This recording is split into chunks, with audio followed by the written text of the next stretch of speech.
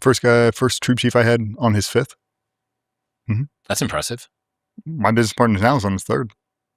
Totally normal. Most guys have been divorced at least once. Wow. It's cost doing business. And a lot of that is because guys come in so young. Like, we did a thing where we didn't take any guys that were in the Navy prior. You had to come in basically off the street or straight out of college. We didn't want guys that had any fleet time. So you think the majority of the kids that show up are between 18 and 21, 22 years old? What do the majority of those guys do? They marry their high school sweetheart, some chick they met in college, some chick they met in San Diego, who's there on college, whatever. And then you move her to a place she's never been, no support system. And then you leave her there for an entire year by herself. You come back home, you're distant, you're not connected with her, and you just keep putting her through it over and over. She has 1 deployment, maybe 2, and she's like, I need for you to get out. He ain't getting out for you. No, he didn't even know your middle name, if we're being honest. Beat it. Get a divorce. Yep. It's like, you're not worth it right now. I'm on this speeding bullet train on my fingertips right now. I'm not jumping because of you. I'm not. Sacrifice must be made. And usually you sacrifice the ones you love the most. That's what I did. Those are the times I regret it. I wish I would have had a better balance point. But in that time, I couldn't justify it. I couldn't. I didn't have it in me.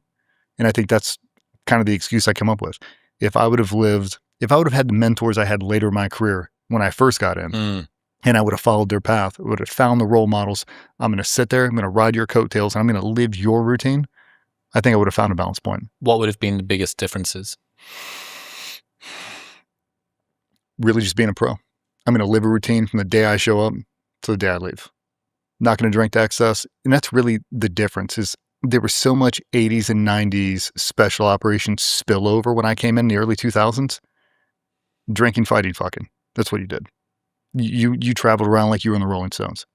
Every bar you went into, beating up college kids, stealing their girlfriends, doing that over and over and over. Because you're single, it's fun, it's normal. But you're not training at full capacity. Like, we're training hard, and then we're going to burn this thing to the ground. Later on in my career, the guys that were they set the standard for the most lethal people you have never met in your life. 2 drinks in a single sitting. That's it. You never saw them drunk. They never wore flip-flops. They beat the brakes off you 24/7, 365. They could always perform on demand, and they truly just lived it. Were they the best husbands and fathers? No. I hope they are now, but it certainly appeared that a lot of them had a balance point. But they had been living this professional life like a LeBron James or Kobe Bryant the whole time from 19 years old. Rock star life. Exactly. They were a monk. Like, you never saw them at a bar. They were never shit-faced. They never got a DUI. And they could send it. You don't need to say who it is. They might be active or out now. Who is the person what is the archetype of the person that's been most impressive to you? The single operator that you've seen, what are they like? Probably the most clonable. Oh, man, I can't even say that. Like, the best guy? I don't know how they are at home. You think you know how they are at home because of how they interact. Because you got to think, man, the majority of those people you spend a decade together with. New guys will come in and out, but most of the guys, you're spending 7 to 8 years unbroken just together. Hopefully you get the 10-year mark, and then you have to rotate out. And the best guy I've ever seen, the most well-rounded, in amazing shape, an amazing high school wrestler, transitioned over to MMA, an amazing skydiver, amazing shooter. Culturally, if you could mass produce and make 1,000 of him, I would press that button right now and I'd drop him on every corner of the earth. Just the best. But he lived that routine. His routine, and here's where you know the difference. Everybody, you talk to anybody who's ever worked with a SEAL, if we get overseas, we come to a new base, very first thing we ask for, where's the chow hall, where's the gym? Chow hall and gym. I'll figure out everything else after that. Chow hall, gym, where is it? Everybody shows up and everybody does a lift. Everybody. I don't care if you're a marathon runner, whatever. They all do fitness first thing in the morning, and then we focus on hard skills the rest of the day. That dude and a bunch of other guys would show up. They would get that lift in. They'd go straight over to Fight Club. They'd do Muay Thai or BJJ for an hour.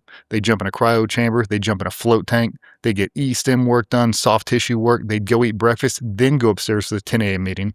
Then do CQB for a 4-hour block, eat lunch, another CQB for a 4-hour block, eat dinner, and go home and be a husband or father.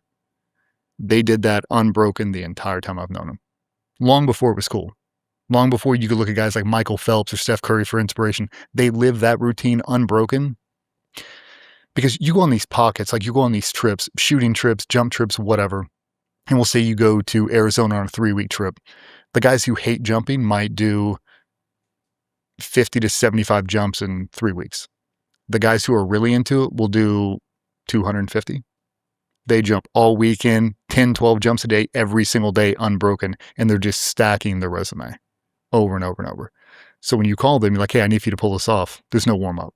There's no mulligan. I can't go back and rejock. Like, I can just send it all day long. That's how they lived. And when you look at them, like, if I could just press the clone button and make 1,000 of you, I could do anything. Yeah. Like, you want to end the Iran Topple war? a regime. Done.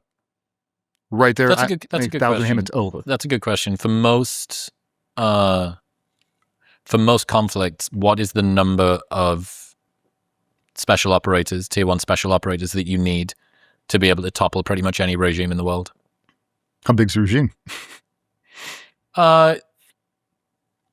Let's say the size of it can't be Russia or China because that's going to be insane.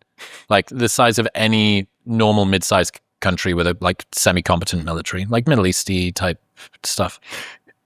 It's not even really the operator, it's supporting assets. It's the helo pilots, it's the drone pilots, it's the air coverage overhead, it's everybody in between that makes the whole mechanism roll. But when we get off camera, I'll tell you how many guys there are. Mm-hmm. It's so very small. Like if people knew how small it was, they wouldn't even think it's cool. They're like, it can't be like that. Yeah. Like it's somewhere in between astronauts and F1. There ain't many, dude. I mean, there's not. If you look at the whole scope of the military, 0.0001%. Like we're not talking hundreds of people. It's very small. Wow. So when you get them in there, it's like, you don't need a whole lot. I mean, on your typical, I'm dating myself with Afghanistan and Iraq, but I mean, your typical assault on however many people in a 4-story compound, 12 people. 12 people, you can do anything. You don't need a lot. You just need 12 really badass dudes. They can get it done. Just let them loose. Who were you the day after you retired? Who were you the day after you retired? Lost and alone. I was coming off a pretty bad injury. I had a really cool transition. Got out on a Friday, and on Monday morning, I was starting a contract with the Air Force. 3 weeks before that, I'd been electrocuted. So went through a bunch of surgeries and got really... You've been electrocuted? Oh, God, have you not heard that fucking story? No, tell me the story. God. Okay. I get in a bad jump accident. Dislocate my shoulder. It spins through, shreds the entire thing. And now I'm on a medical retirement board. So I've got to get all these surgeries. In the process of that, they found out I was taking all these medications. A bunch of them you couldn't take together. So this new doc comes in. He's like, hey, we got a serious problem, dude. I was like, what is it? He goes, you can't take these 4 medications together. It'll give you a stroke and you'll die. I'm like, well, I've been taking those for 9 years now. I ain't had a stroke yet. And he went, okay, here's the deal. I'm going to send you to Walter Reed. It's this nice program. You'll love it. It's a medical detox facility. So you're going to go there. We're going to wash you out all the meds. We'll put you on a couple ones you can maintain long-term. We got to get you off these meds. What it really is a psych ward. So I show up there, bright-eyed, bushy-tailed, really just a shell of myself, but not realizing what I'm going to do. And they start taking my shoestrings, take all my stuff. And I'm looking around. I'm like, what is going on here? And then, had these nice nurses, but they were fighter pilots in there. There were Green Berets in there. There were all these people in there. And you could see them. Like one of the guys had really bad Parkinson's. He had an ejection ride out of a fighter jet. I mean, jammed up, like couldn't speak, nonverbal. And I'm looking around like, why am I in this room? Like, I'm good, dude. Like, I didn't realize how far I had fallen, like what I looked like at the time. Face all sunk in, 185 pounds, just like not who I used to be. So they put me in this hospital bed, essentially strapped me down for 31 consecutive days, and I do a full med washout. By day 3 or 4, I'm in full detox mode. I don't realize it. I think I have food poisoning. I'm throwing up in the bed. I pissed all over myself. They're changing my sheets, blotting me with the wet napkins. I mean, doing the whole thing. I just keep apologizing. I'm so sorry. I don't know what I ate. Day 4, 5, 6, got this pretty black nurse, and she's like, oh, honey, you don't know what this is? No. And she's like, it's going to be okay. I was washing out of all those medications I was on. Can you say what the meds were? Everything from Adderall, Cymbalta, Zoloft, Prazosin, With the big pain meds. Tramadol, Toradol, Percocet, Vicodin, everything. E- Everything and anything you could be put on, I was taking. That sounds like something that might give you a stroke, yeah. Yeah. Well, I wasn't taking them in excess. I wasn't chewing them up. I wasn't snorting them, but I'd wake up and I'd take them all day long. But I had such bad TBI after this injury, really photophobic. I wore sunglasses basically all day, every day. If I looked at those things, I get a crazy headache. I get sick. I'd throw up. So we're going through all these different protocols. They washed me out of these meds and I wanted to die. When I finally felt what true sobriety was, and because I was under this illusion, because I'm not drinking in excess like I did when I was in my teens and 20s, I'm good. I didn't realize popping all these pills is the equivalent of drinking a 12-pack every 3 hours. And that's what it is. I was stoned under the influence of a narcotic or under a prescription medication 24/7, 365 from 10 until 22. So this is 2018, 2019 now, something like that. We get washed out of these meds, and while I'm in there, it's probably day 15 or 20, the Red Cross comes in. They're bringing in dogs, dog therapy, all this stuff. And she goes, "Can I get you anything?" And I was like, "I don't know." She's like, "Hey, we're doing art therapy next door." I was like, "What about a skateboard? Can you give me a skateboard?" She's like, "Yeah." She brings me a change of clothes. They sneak me out of the hospital, and there's a skateboard shop right outside of Bethesda, Maryland. I can't remember the name of it. I think it's Siren or something. We walk in there. He sees my arm bandage. He's like, "What's going on?" I was like, "You got a skateboard in here?" He gave me 2 off the wall. I sanded them down, went back, painted them, paper mache, all this stuff. And that's what started into what Tribe Skates was. It was my transition out of the military. I'm going to make my mental health version was, instead of painting masks or anything else, I'm going to paint skateboards. So going to get a skateboard team, going to start mass producing these things, all this stuff. But for me, it was the creativity of doing that. In that process, I found fracture burning. You ever seen that? You take a microwave transformer, you pop it out, and you splice jumper cables into it. And then you hooked it to an octopus outlet and you flicked a switch. So if I sanded down all the lacquer off this table and I drove a 10-penny nail in there and there, I clipped these 2 things on and I poured Coca-Cola across this table, it would burn the wood grain and they would all connect. Right? You ever make seen a that? cool pattern. Oh, a sick pattern. Right. I burnt everything.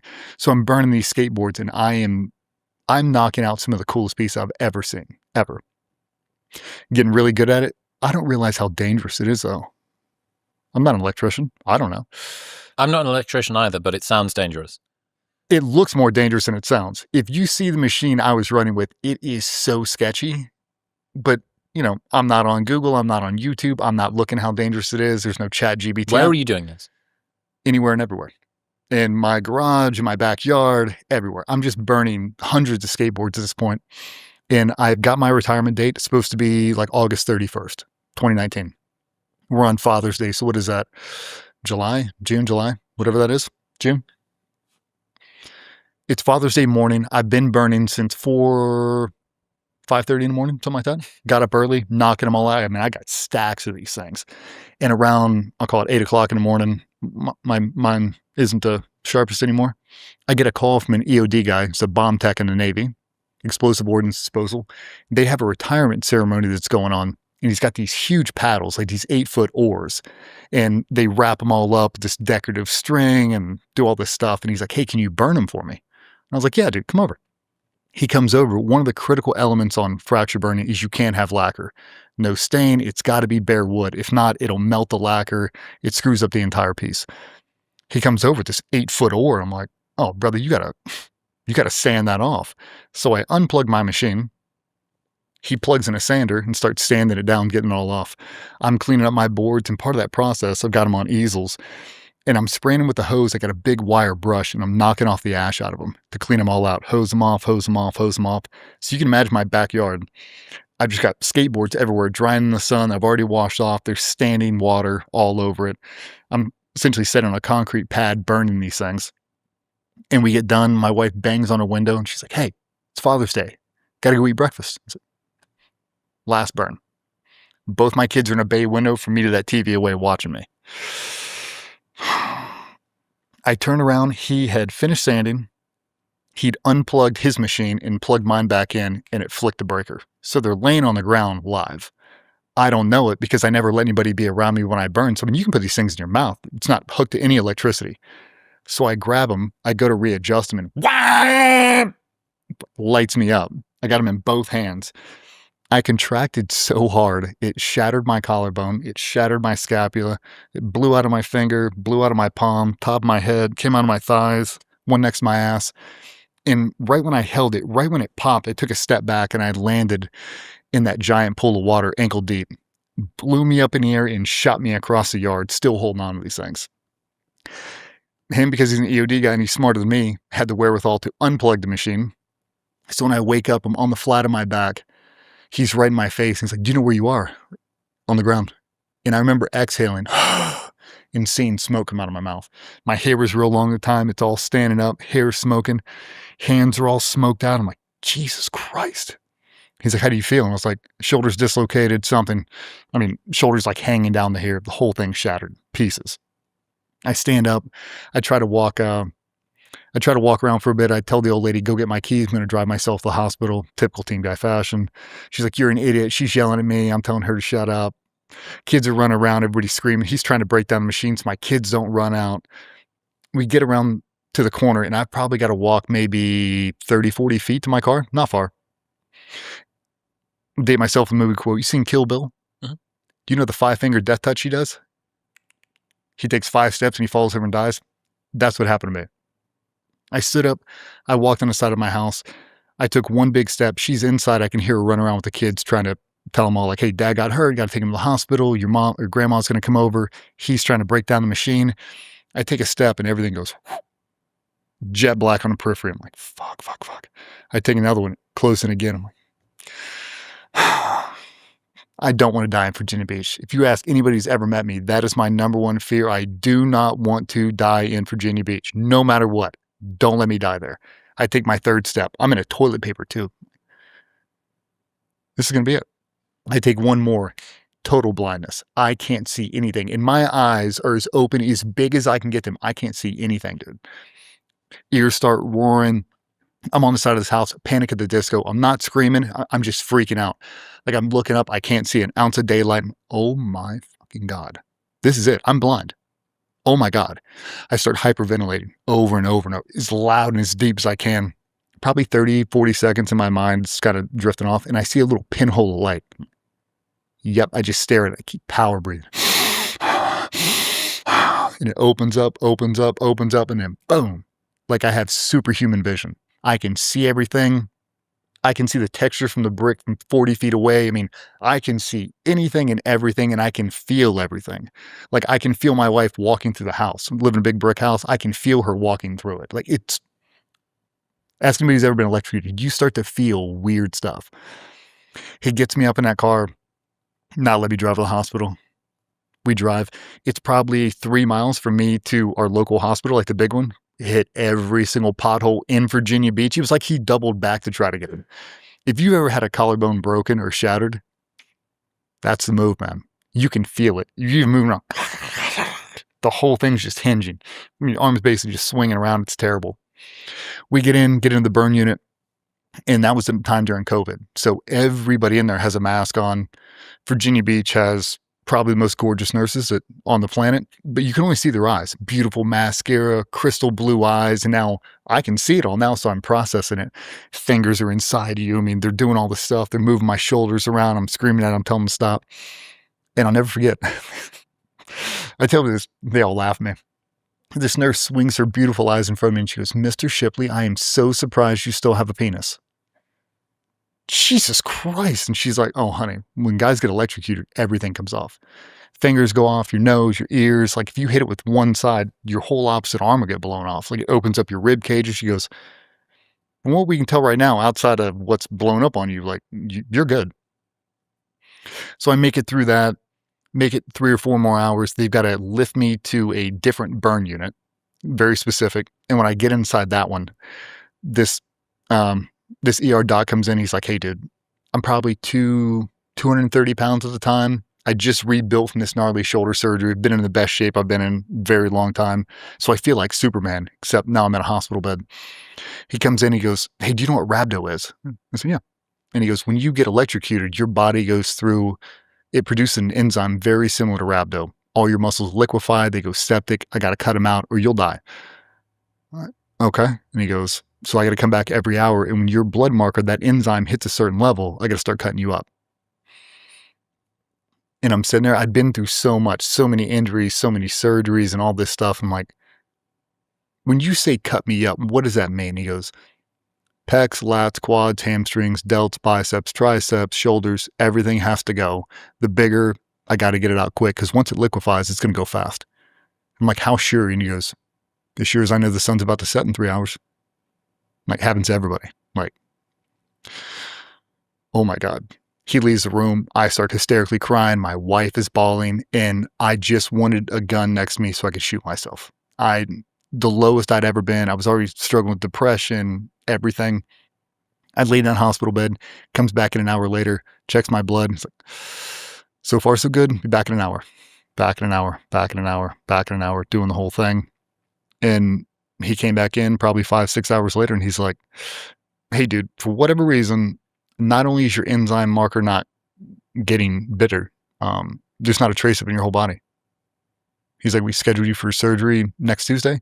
Gonna put in a plate and like 15 screws in your collarbone. You can go home.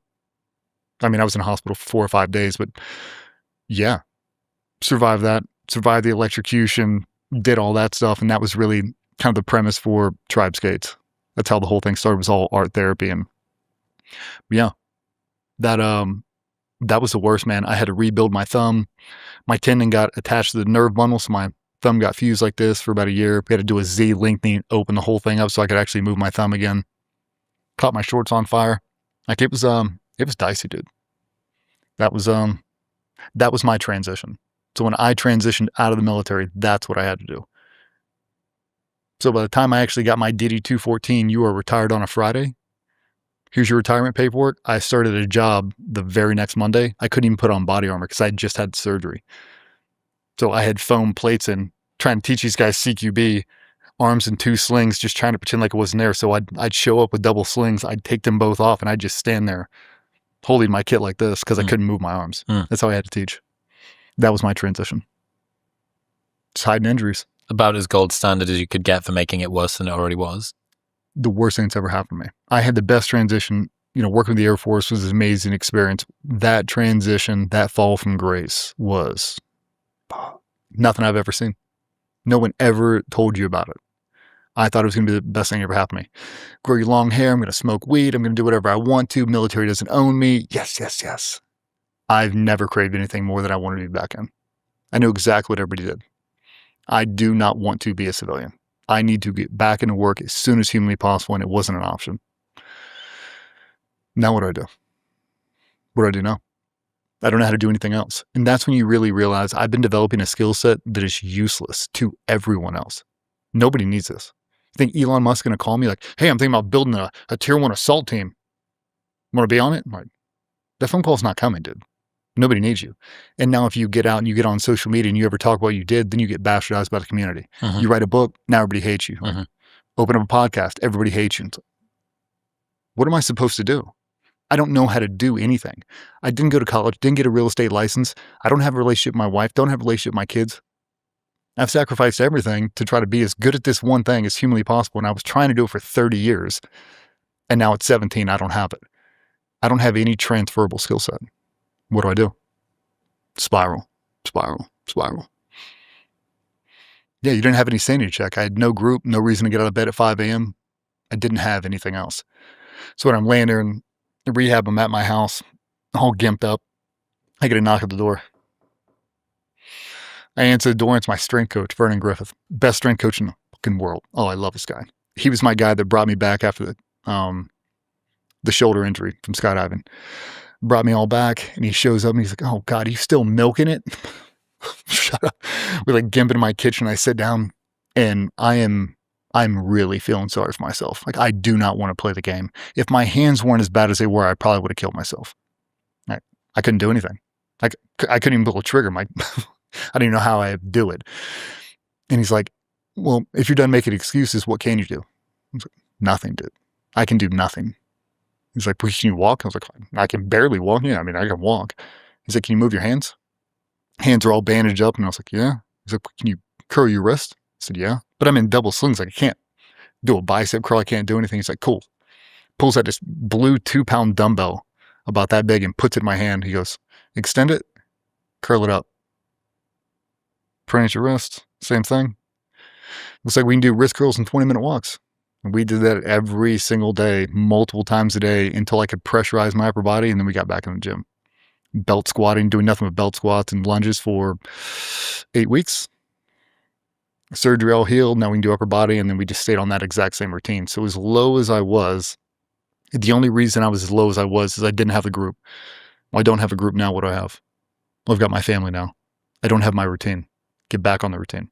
Back in the gym, living the exact same routine I've lived my entire life, surrounding myself with people better than me, naturally started to pull me out of the depression. Anytime I've ever hit that bottom again, it's because I've been outside of my routine, or I put my individual needs before the needs of my group, and the guilt started to really affect me. So I don't try to overcomplicate anymore. So my transition out was terrible. My rebuild looked exactly like it's been every day since I was 15 or 16. Back on the routine, don't break it, no matter what. Yeah, that's me getting electrocuted. Terrible.